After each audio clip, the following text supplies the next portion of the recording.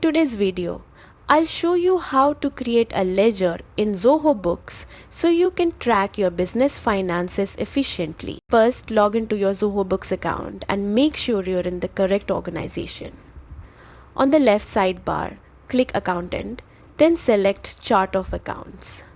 This is where all your financial accounts, assets, liabilities, income, and expenses are listed. To add a new ledger, click the plus new account button at the top right. Choose the account type, like expense, income, asset, or liability, depending on what you need. Next, give your account a clear name so you can identify it easily in the future. You can also add an account code and description if you like, which helps keep your accounts organized. Once everything is filled out, click Save. Your new ledger will now appear in the chart of accounts, ready for transactions.